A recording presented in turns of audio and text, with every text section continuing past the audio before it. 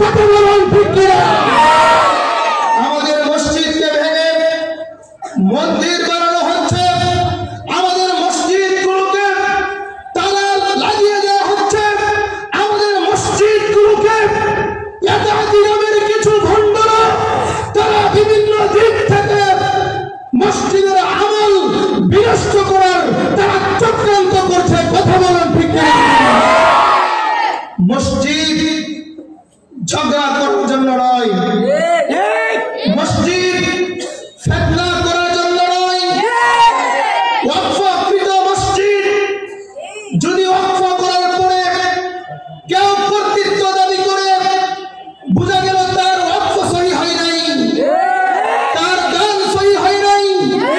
আমাদের বাংলাদেশে মুসলমান নামের কিছু মূর্খ আছে, তারা মসজিদ ওয়াকফ করে তারপরে তারা না বুঝে সেখানে ক্ষমতা খাটায়।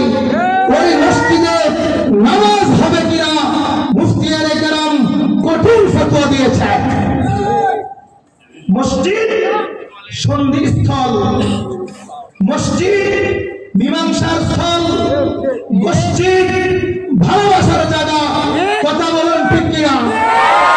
আমরা সবাই জানি আপনার আমার নবী, এতিম নবী, মাছের নবী, গাছের নবী মুহাম্মদুর রাসূলুল্লাহ সাল্লাল্লাহু আলাইহি ওয়াসাল্লাম কাফেরদের জ্বালা যন্ত্রণা সহ্য করতে না পেরে মক্কার সেই জন্মভূমি মাতৃভূমি ছেড়ে মদিনায় হিজরত করেছেন।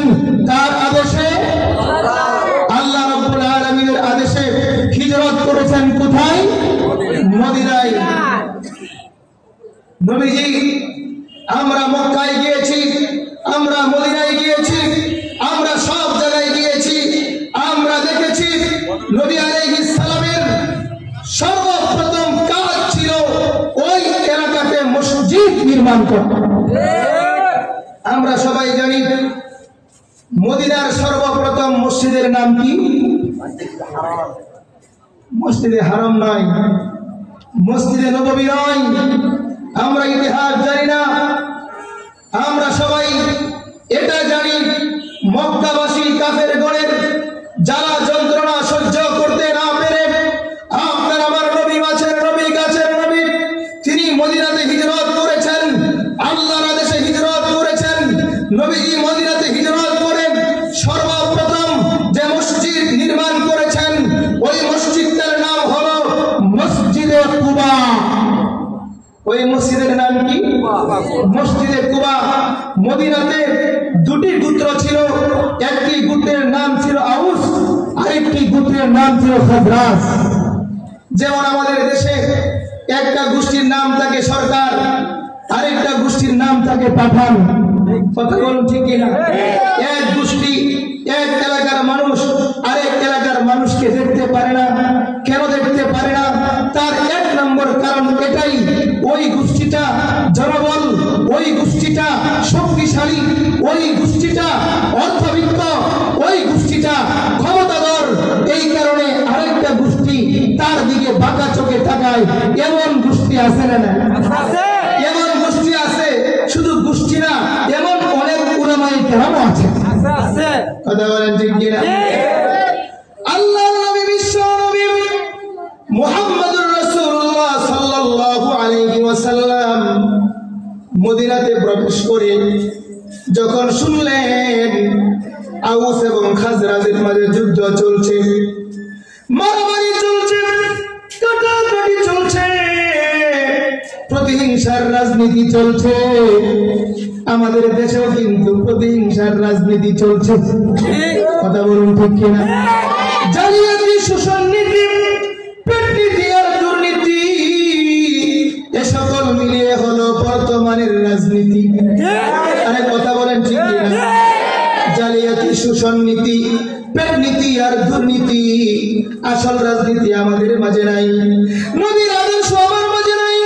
যে নেতা সবচেয়ে বড় নেতা নেতৃত্ব দিতে চায়, যে নেতা সবচেয়ে বড় নেতা হতে চায়, অবশ্যই নবী আলাইহিস সালামকে ফলো করতে হবে, নবীজিকে মেনে নেতৃত্ব দিতে হবে। ঠিক না বেঠিক?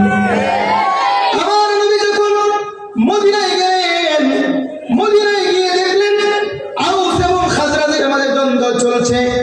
নবীজি সর্বপ্রথম সানিয়াতুল বিদা নামক জায়গা দিয়ে প্রবেশ করলেন। সংক্ষিপ্ত আকারে বলছি, মদিনার মানুষগুলো চাতক পাখির মতো তাকিয়েছিল, কখন ইতিম নবী, মাছের নবী, গাছের নবী আমাদের মদিনাতে পা রাখবেন, কদম রাখবেন। সবাই পেরেশান, দলে দলে ভাগ হয়ে গেল। তোমরা একদিন পাহারা দিবে, আমরা একদিন পাহারা দিব, আমরা একদিন অপেক্ষা করব কোন পথে কোন রাস্তায় নবীজি আগমন করেন। মদিনার বাচ্চারা নবীজির ভালোবাসায় তারা তারানা বানিয়ে ফেললো, তারানা বলল, তলাআল বাদরু আলাইনা মিন সানিয়াতিল বিদা ওয়াজাবা আশ-শুকরু আলাইনা মাদআ লিল্লাহি দা আনতা শামসুন আনতা বাদরুন আনতা নূরুন আলা নূর আনতা মিসবাহুস সুরাইয়া ইয়া হাবিবি ইয়া রাসূলুল্লাহ আকবার।